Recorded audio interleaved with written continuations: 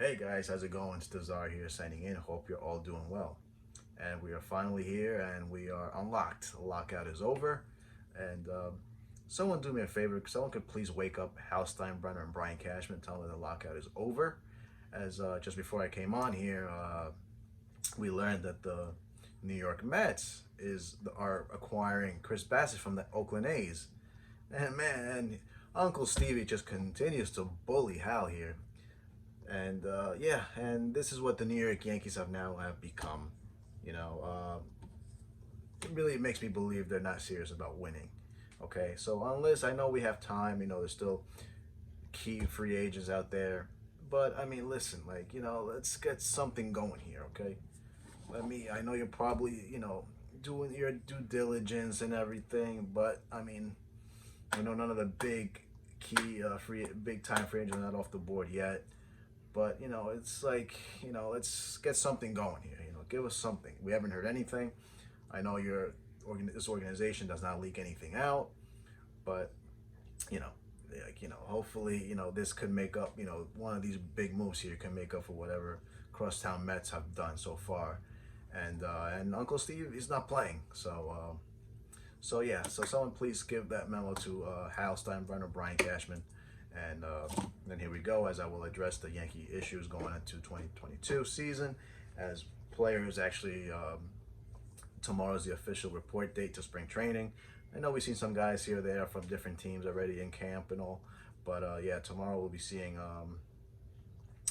most of the teams already, players reporting. And hopefully more moves to come. We have today, tomorrow. I know it ideally is to have teams knowing the type of team they're going to have on the field going into this 2022 season. As you know, we know because of the lockout, everything got pushed back, and yeah, so it's definitely going to be a lot of action going on. I'm not sure about, listen, Carlos Correa is represented by Scott Boras, so Scotty's gonna want to wait this out as long as he can, get the most money he can for his client, as he should. Freddie Freeman, we hear yesterday. The Dodgers were all in on him, and according to John Heyman, the Yankees too are on Freeman up until yesterday, but who knows what can happen there. Looks like the most likely landing spot for Freeman is LA. He is from California, but it doesn't matter if the Yankees really want a player. You go out and you got him, like they did with CC Sabathia and the Garrett Cole. Guys from the West Coast, you go out, you should show them the money, and they'll be on your team. That's all it takes. Okay, so we kind of need this Yankee to take this same approach with Carlos Correa, and yes, and listen, shortstop last year was just you try to patch up that hole. Gleyber Torres clearly not a shortstop. I know they tried to, guys like they had what's his name, Andrew Velasquez. And yeah, but you know what? He was just, he's an exciting player, but he definitely wasn't the guy, the future shortstop of this team, clearly. So as you can see, the Yankees, I don't know if they traded him, they released him, but yes, the guy to go after is Carlos Correa. Trevor Story's also out there. Unfortunately, guys like Corey Seager set that bar really high. Marcus Semien also signed for big time money. I think the guy who really kind of got like who I thought was gonna get more money, that is Javi Baez. Javi Baez signed I believe it was a 6-year or 175, something like that. I thought he was gonna get more, to be honest with you. But listen, I wouldn't if that's the type of money he was gonna get, I wouldn't mind having Javi Baez. His defense also is great. He's not called a mago for no reason, and you know what? Center field is also going to be an issue. Okay, center field. Aaron Hicks is going to come back. Supposedly he's going to be healthy, but I wouldn't be so sure that he's going to be having a center a position there, a spot in the lineup, because he's got to earn it. I think. Okay, listen, I'm not the one to hang my hat on this contract. Okay, it's only $10 million a year. I know. But to me, it's more by him clogging that position. Maybe you have a Esteban Florial. Okay, I mean, and it shows that the Yankees feel like he's not good enough for this team right now. So A guy that I was thinking of, is a guy like maybe Michael Conforto. I think he'd be a good fit, left-handed hitter. You get him to work with the new hitting coach. Maybe he's like the hitting coach version of Matt Blake. You fix this guy up, whatever it is, his mechanics, whatever it is, because how his swing is. I got that sweet swing made perfectly for Yankee Stadium, and so that's another option I would look into. All right, this team also needs a pitcher, okay, and also a quality pitcher. Sean Manaea, maybe. Listen, again, going back to first base, you try to make a trade for Matt Olson, and on top of that, you ask for Sean Manaea and Laureano to play center field. That'd be great right there. That a package like that. Now I know you're probably gonna have to part ways with either Volpe or Peraza, and we've seen over and over, like, high top prospects don't always make it. Listen, and I go back and look, when Brian Cashman made the trade traded Andrew Miller to the Cleveland Indians, the Indians pretty much, they fleeced us. They fleeced Cashman, okay? Listen, what happened after the 2021 season? What did the Yankees do? They released Clint Frazier and his legendary bat speed.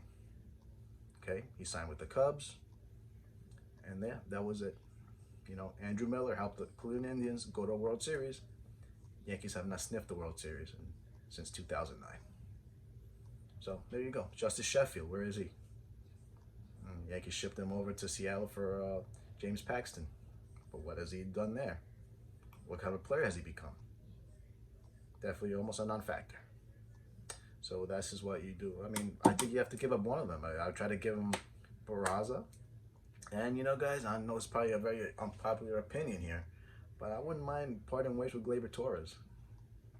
Okay, you trade Gleyber Torres and prospects to Oakland. DJ LeMahieu now becomes your everyday second baseman. All right? Imagine you having a guy like Correa pair him with DJ LeMahieu.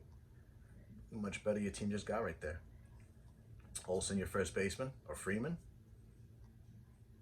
Now we're talking. We're gonna have Joey Gallo in left field. Center field still to be determined. Aaron Judge is in the right. However, though, I mean, if there a way maybe I'd like to have Stanton play the outfield more, because we know what he can do. How he's a different player when he plays the outfield rather than just DH 100% of the time. So yeah, and our most important assets of this team right now are Judge and Stanton. Look, they had monster years, but other guys didn't. Like, for example, DJ LeMahieu, he had a down year. It was a disappointing year, to be honest with you.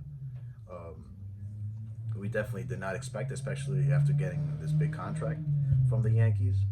All right, Gio Urshela, he's a nice player, but is he? But there's definitely room for improvement there. I've always said the Yankees should try to look into Jose Ramirez from the Cleveland Guardians. Listen, and if you get me Ramirez to play third base, then I could live with Gio Urshela being our shortstop. That's just my opinion. I know many may disagree, and that's fine. But the biggest mistake the Yankees made in the offseason is re-signing Gary Sanchez. All right, and I know the catching market was weak and all, but I guess they explored options and they felt that Gary Sanchez was the better option out of all of them, which I don't agree. Okay, I've really seen enough of Sanchez already. At this point, I even wanted to see maybe Kyle Higashioka be the everyday catcher. All right, the more I see that video of Gary Sanchez, a game against the Mets at Citi Field when he missed the tag, when he was what's his name? I think it was Jonathan VR who was out by by 3 feet. Sanchez, just didn't freaking tag him, tagged him on the helmet by the time that happened. His legs had crossed home plate already. Very aggravating when I see that. So, but this is definitely, I like to believe it's Gary Sanchez's last dance with the Yankees, all right? Whatever he does, I think this is his last dance. which it better be. I mean, well, don't be surprised the Yankees try to get him a contract here. Yeah, so even if Gary Sanchez hits 35 to 40 home runs, we already know what he is. Okay, we've seen this already. Fortunately, I know what's going on with the Yankees, the Yankee organization. Okay, that these players have regressed, grossly regressed. Gary Sanchez, the Gleyber Torres. Fortunately, Miggy Andujar, who, by the way, I was sorry to hear that he got robbed at gunpoint over there in the DR, but he's okay. He will be in spring training by tomorrow. So very unfortunate that happened, but most importantly, he's okay. These guys, Greg Bird, injury. All right, the only guy salvageable there was Aaron Judge. Sevy also hurt. So yeah, it's definitely the guys who have been able to stay on the field, like Gleyber Torres and Gary Sanchez, they've regressed. Right now, the way the Gleyber Torres performed when he came up, right now he should be mentioned with the top shortstops there in the league. He should be mentioned over there with the Correas and the Baez and the Tatis Juniors, all these guys, and the Bo Bichettes. But no, unfortunately, no. Well, hopefully, what happens, I don't know. Obviously if the Yankees, which most likely they will keep him, we hope he's a different player. Hopefully he is that player that we thought he'd be. All right. Now in the pitching department, we have one really reliable starter, and actually no, not only reliable starter, but we need Garrett Cole along with someone else. We need a 1-2 punch there, and I think that 1-2 punch could be Sean Manaea from the A's. Well, I don't know. Obviously the Yankees did not go after Robbie Ray, which you paired him with Cole. That's a great 1-2 punch right there. I know Severino. Listen, Severino has the potential to be a number 1, number 2, but you really can't rely on him because after him coming off injury, he's been hurt for a very long time. He hasn't really produced. So I hope he does come back strong. This 2022 season. If he's healthy, he's going to be really good. He's going to be great. He's going to help out this team tremendously. But the point is here is that you really can't rely on that, okay? You can't just go into next season thinking, oh, I already have enough pitching here, which that's not the case, all right? Jordan Montgomery, man, he's really impressed me a lot, okay? I don't think he gets the respect and the credit he deserves, okay?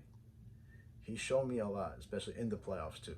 Okay, he might not look the most intimidating guy in the mound, but you know what? The way he pitches there like, you know what? That's right. I'm gonna go up and in on you. Okay, you're not gonna intimidate me. That's the type of attitude that I like about him. Like, I'm just gonna go in. I'm gonna pitch. I'm gonna do my thing, and he's shown that. All right, Domingo Herman. What kind of role is he gonna have? Is he a bullpen guy? We know that Nasty Nestor Cortez, his role out of the bullpen. So Chapman, he's gonna be. Fortunately, with Chapman, what made him different from others is he used to throw 105, 106, but now he doesn't throw clearly as hard. He's maybe 100, 101, which other relief pitchers around the league do so already. So everybody now throws hard. So, but that's what used to make him different than everybody else. And again, the only thing you worry about him in a big spot, like we've seen in the last 2 playoffs.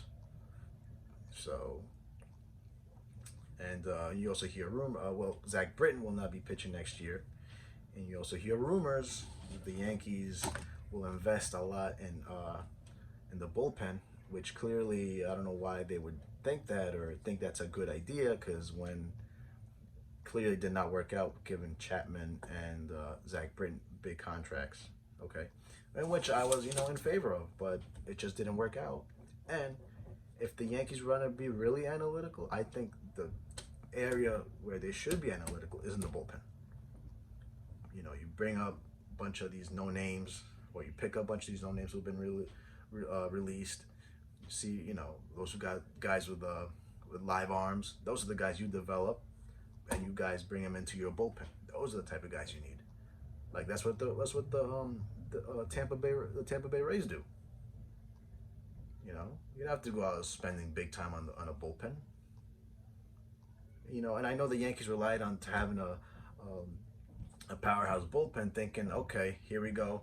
We're gonna send our starter out there, pitch warnings, let the bullpen take care of the rest. But there was really this problem in the Yankees in the playoffs is that they don't hit, and they were not able to hand the ball over to the bullpen with a lead. All right. So yeah, that formula right there, I think that money, you should not invest so much in the bullpen. All right, because right now, to me, Jonathan Loaizaga is the future Yankee closer. Okay, once Chapman's contract is up, that's it. You say goodbye. But now here's the role is for Jonathan Loaizaga. Okay, obviously Jonathan Loaizaga did not make it as a starter because he would get hurt. So I think he's got more value as a 1 or 2 inning pitcher out of the bullpen. All right, so yeah, we'll see what else happens. Hopefully, we get more news between today and tomorrow. Just happy this thing's up and running again. The sport that we love, Yankee baseball and baseball in general, and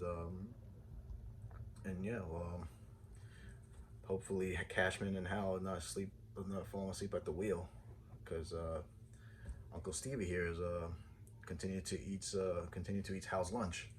All right, he's the one that is, he's bullying him, stealing his lunch money, eating his lunch, all that. So hopefully that changes, and I'm glad we're back. And obviously we're gonna have I'm gonna be uploading more content, more videos now that the season is underway. Spring training, guys, will report tomorrow.